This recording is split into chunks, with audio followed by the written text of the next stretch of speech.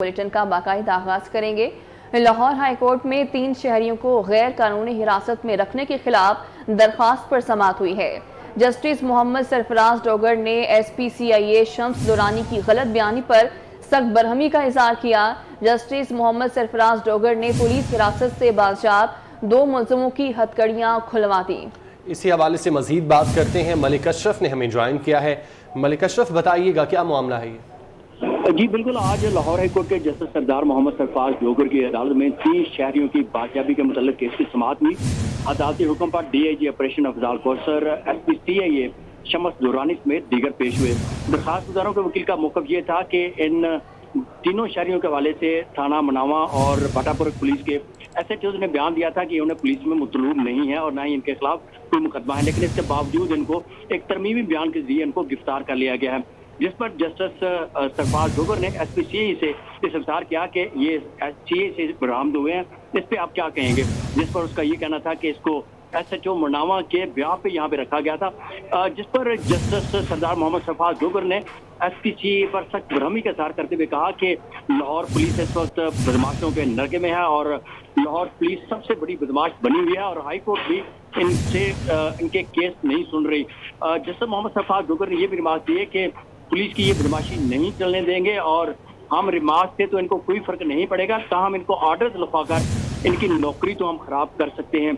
अदालत ने ये भी रिमार्क दिए कि आप बताएं कि किस कानून के तहत इन मुलज़िमों को आपने रखा, जिस पर SPCIA का ये कहना था कि ये राहदारी पर थे, जिस पर जस्टिस सरफराज डोगर ने कहा कि ये सीनियर पुलिस जो है ये आम पुलिस नहीं है और इसके पास ये इख्तियार कहाँ से आ गया कि किसी मुलज़िम को इस तरह अपने पास रख सके। जस्टिस मोहम्मद सरफराज डोगर ने लाहौर पुलिस की कारकर्दगी पर सख्त बरहमी का इज़हार किया और करार दिया कि पुलिस जिसको चाहती है उसको उठा लेती है, सारे डोगर एक जैसे नहीं है। अदालत में जो मौजूद SPCIA थे बार बार अदालत से माफ़ी मांगते रहे। इस दौरान अदालत ने DIG ऑपरेशन अफजाल कौसर से मुकालमा करते हुए कहा कि आपने अपने पुलिस अफसरों की कारकर्दगी देखी है, जिस पर SPCIA ने कहा कि ये जो दरखास्त गुजारे इन्होंने तो बड़े बड़े वकील हायर किए हुए हैं, जिस पर अदालत ने मजीद उन पर बरहमी का इज़हार किया और करार दिया कि आपको तो अदालत के एहतराम का भी नहीं पता, आप तो मुलाजमत के हकदार भी नहीं, आप मुलाजम में रहने के भी हकदार नहीं। जिस पर DIG ऑपरेशन ने अदालत से गैर मशरूत माफ़ी मांगी और कहा कि वो इस मामले को देख लेते हैं और जो SHO जिम्मेदार हुआ उनके खिलाफ कानूनी कार्रवाई करेंगे। तो अदालत के इसकी समाअत मुलतवी करते हुए DIG की समाअत मुलतवी कर दी गई है। मलिक अशरफ, बहुत शुक्रिया आपका। वज़ीर आज़म शहबाज शरीफ का BNP के सरबराह सरदार अख्तर मैंगल से टेलीफोनिक रब्ता हुआ। वज़ीर आज़म और सरदार अख्तर मैंगल के दरमियान मुल्की मजमूई सियासी सूरत हाल पर तबादला ख्याल किया गया। अवैस कियानी हमारे साथ मौजूद हैं, तफसीलात उनसे जानते हैं। अवैस, क्या रेकॉर्डिंग पे कानून साजी के मामले के बाद अब अख्तर मैंगल को मनाने की कोशिश की जा रही है?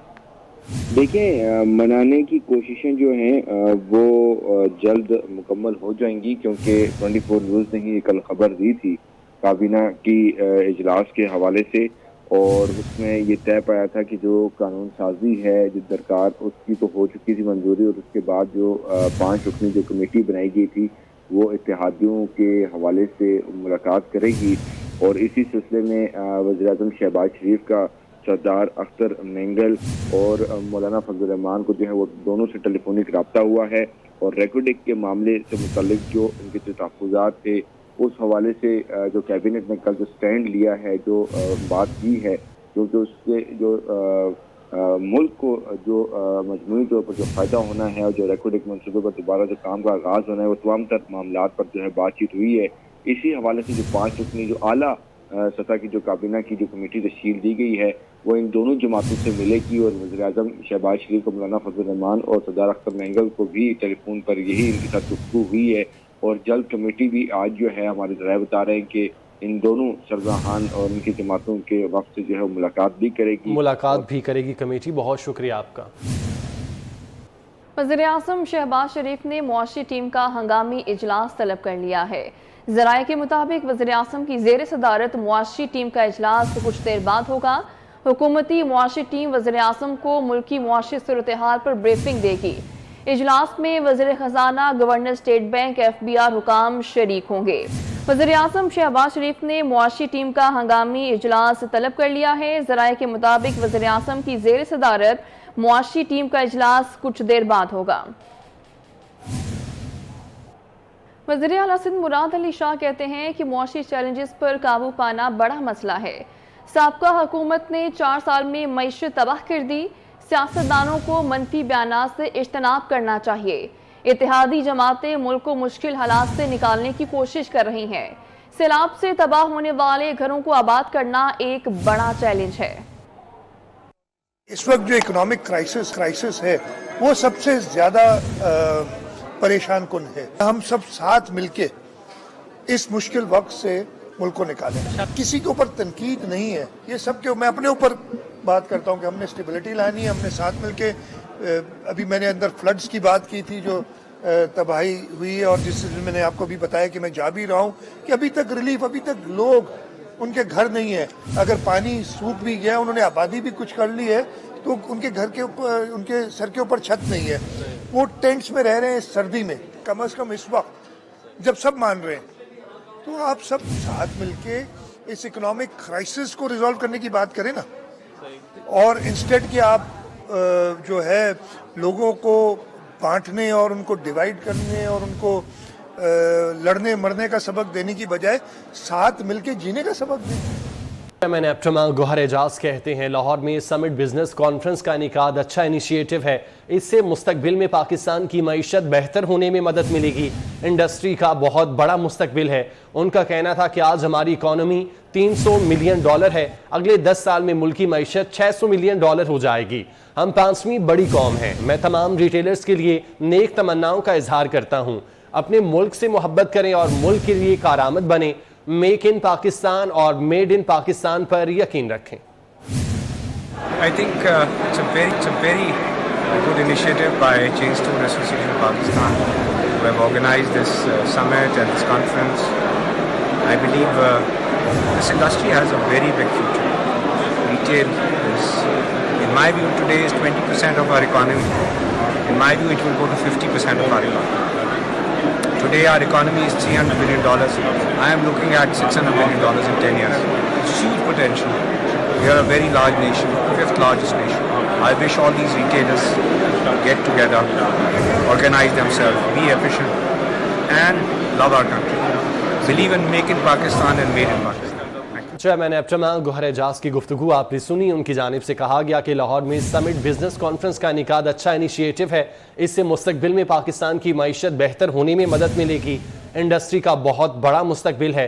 उनका कहना था कि आज हमारी इकॉनमी $300 मिलियन है, अगले 10 साल में मुल्क की मईशत $600 मिलियन हो जाएगी। हम 5वीं बड़ी कौम हैं। मैं तमाम रिटेलर्स के लिए नेक तमन्नाओं का इजहार करता हूँ। अपने मुल्क से मोहब्बत करें और मुल्क के लिए कारआमद बने। मेक इन पाकिस्तान और मेड इन पाकिस्तान पर यकीन रखें। I think it's a very good initiative by Chain Store Association of Pakistan who have organized this summit and this conference. I believe this industry has a very big future. Retail is, in my view, today is 20% of our economy. In my view, it will go to 50% of our economy. Today our economy is $300 billion. I am looking at $600 billion in 10 years. It's huge potential. We are a very large nation, 5th largest nation. I wish all these retailers get together, organize themselves, be efficient and love our country. Believe in Make in Pakistan and Made in Pakistan. Thank you.